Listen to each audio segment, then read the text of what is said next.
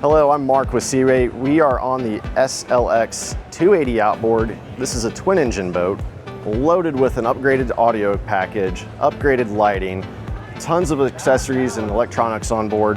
How do we power all that? Well, we've got a very intuitive battery system on board. Simply open up this hatch, you can access it. There's also a standard battery charger to maintain your batteries when you're away from the boat. But to turn it on and off, you'll notice these yellow tabs, easily accessible. Red is off, green is on. These smaller switches, you want to keep those in the vertical position for the automatic mode. It'll automatically transfer power over and allow your batteries to be maintained. Should you accidentally drain those batteries and you need to jump it over, there's an emergency parallel switch. So these smaller switches, move those over to green, that's your emergency parallel, and they'll get you going again.